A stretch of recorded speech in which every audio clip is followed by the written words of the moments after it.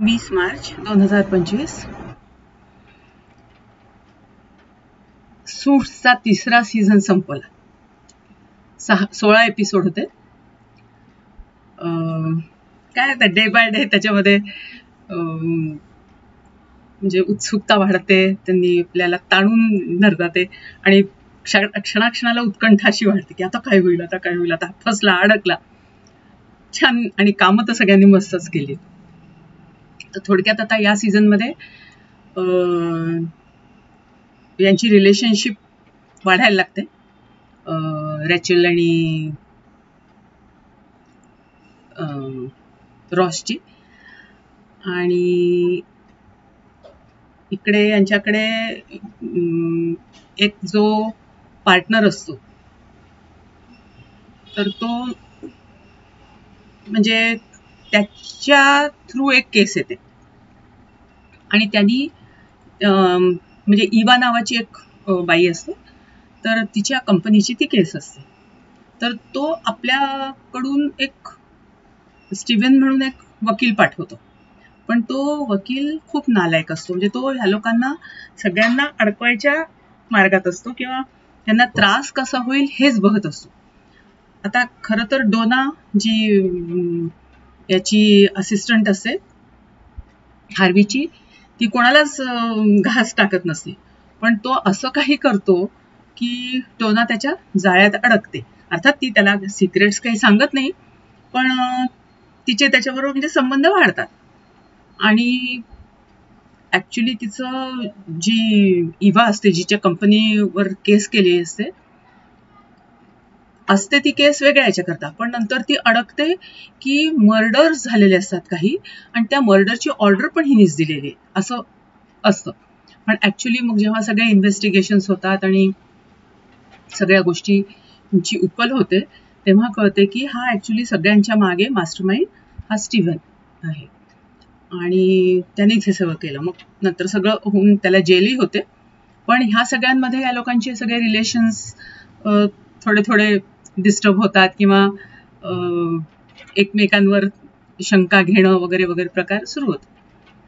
आणि आता in between मग ती त्या डार्बीवर चिडते की असा कसा तू वकील हे केला, तू आता आमच्या बरोबर म्हणजे मर्जर करता तू आमच्यावर प्रेशर केलं, पण आता हे मर्जर आपलं होऊ शकत नाही, करून ती मर्जर तोडते. मग आता थोडक्यात फक्त पियर्सन आणि स्केप्टर हीच फॉर्म फक्त राहते.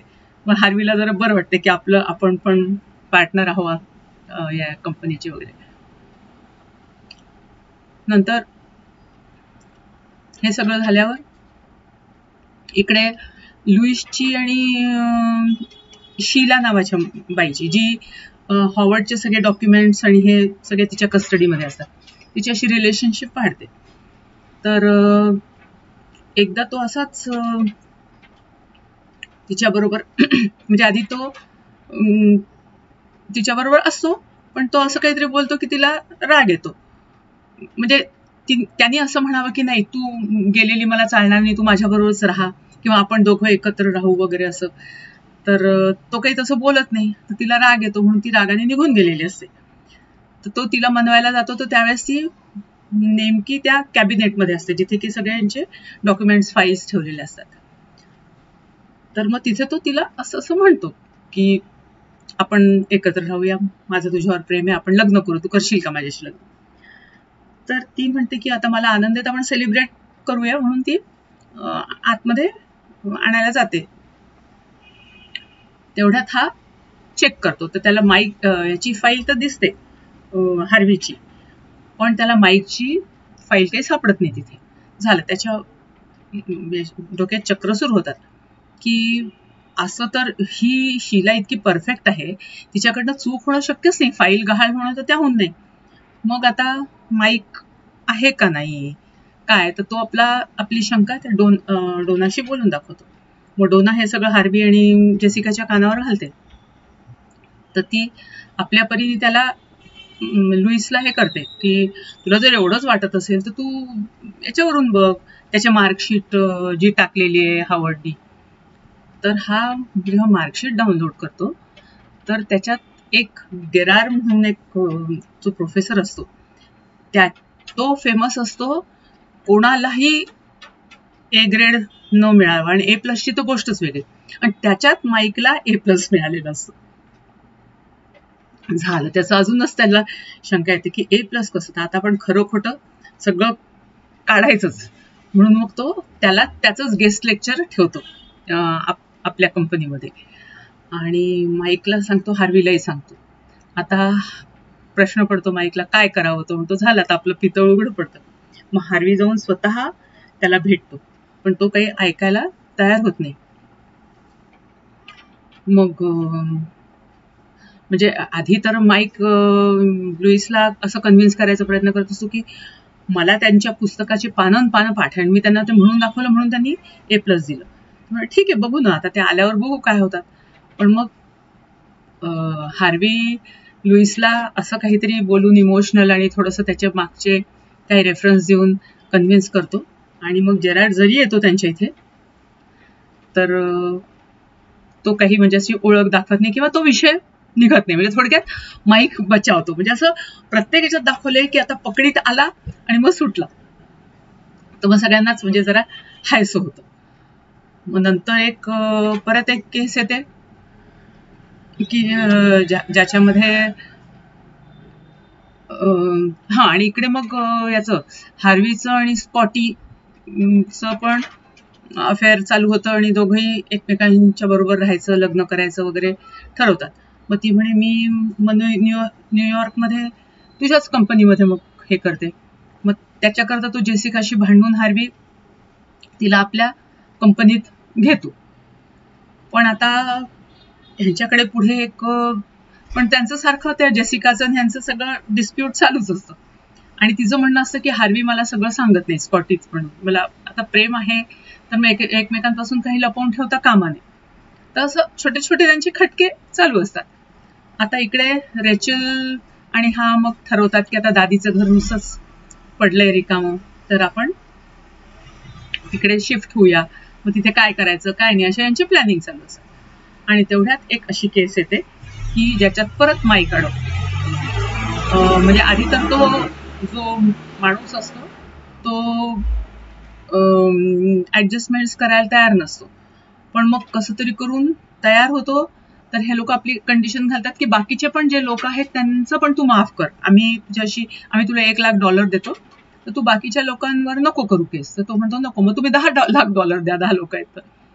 मग हा जाऊन त्याला, आणि कळतं की तो जुआ खेळतो, तर हा हार्वी जाऊन त्याला तिथे हरवतो आणि म्हणतो बघ $1,00,000 जिंकलेत, हे मी तुला देतो आणि तू आता ही केस हे कर, डिसमिस कर. तर तो हो म्हणतो, पण दुसऱ्या दिवशी परत तो आपला रंग दाखवतोच. मग हार्वी ह्याला सांगतो मायकलला की तू जा आणि तू भेट त्याला पर्सनली, आणि तू तुझ्या पद्धतीने हँडल कर. तर मग हा जातो, त्याला इमोशनली ब्लॅकमेल करतो आणि बाकीच्याही काही गोष्टी सांगतो. म्हणतो की तू असं तर तू याच्या पुढे मग प्रॅक्टिसच करू शकणार नाही लॉची, असं मी काहीतरी करेन.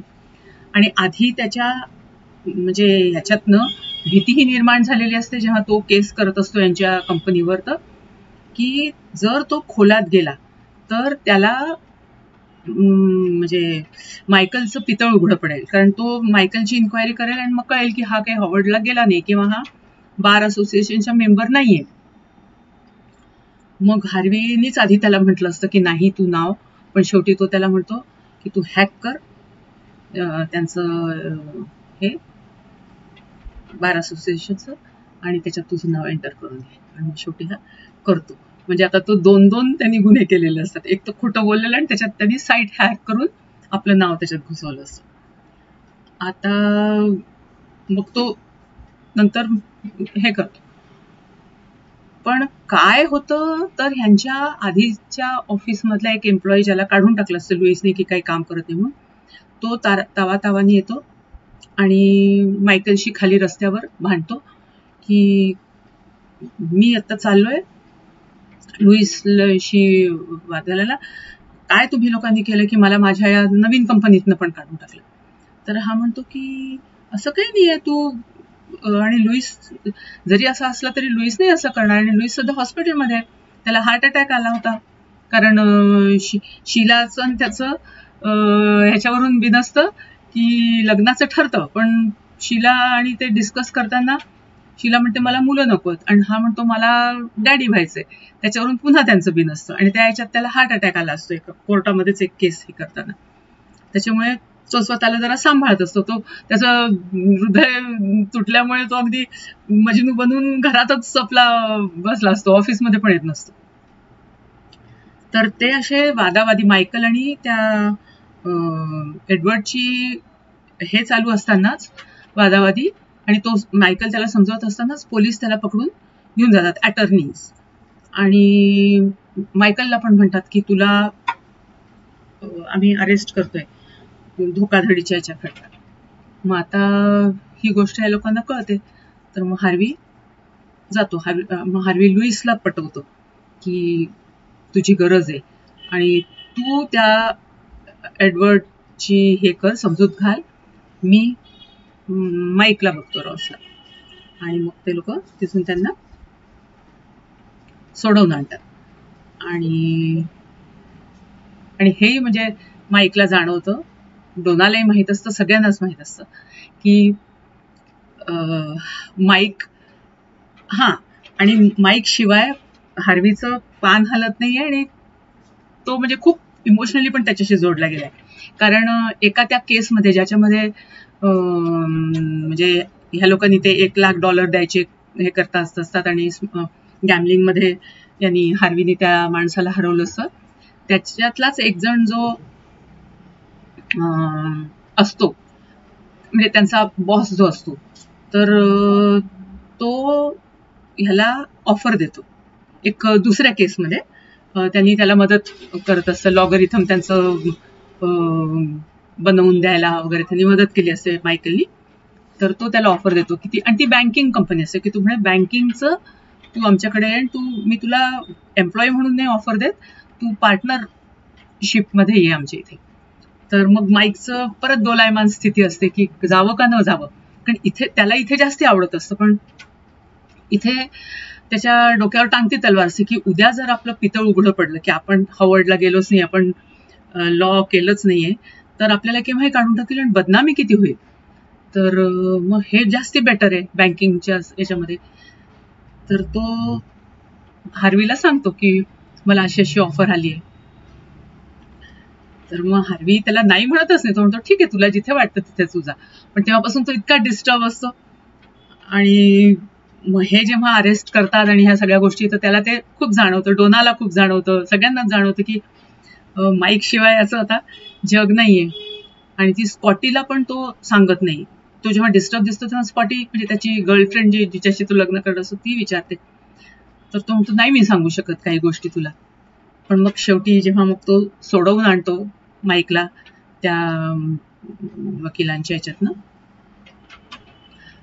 तेव्हा मग माईक म्हणतो की नाही म्हणे, आता मी ठरवलंय की मी दोन्हीकडे राहणार, म्हणजे मी इथे तुमच्या केसेस पण हे करणार आणि तिथे पण जॉईन करणार. त्याला मी आत्ताच फोन केलाय, मी बँकिंगच्या ह्याच्यात तिथे पण राहील आणि मग दोन्ही फ्रंटवर आपण लढू. आणि मग हा पण स्कॉटीला सांगून टाकतो की माझं तुझ्यावर खरंच खूप प्रेम आहे, काही गोष्टी मी लपवून ठेवल्या होत्या पण आता सांगतो की आणि मी काय डिस्टर्ब होतो इतके दिवस, कारण रॉस हा बार असोसिएशनच्या मेंबरनी त्यांनी लॉ केलेलाच नाही. म्हणजे तो शेवटी तिला सांगतो. म्हणजे असं करत करत करत हळूहळू माईक रॉसच्या गोष्टी सगळीकडे म्हणजे प्रत्येक जण आपल्या पुरतं ठेवायचं म्हणून सांगतात आणि मग तिथेच एंड केलाय. आता बघू चौथ्या सीझन मध्ये काय होतं ते.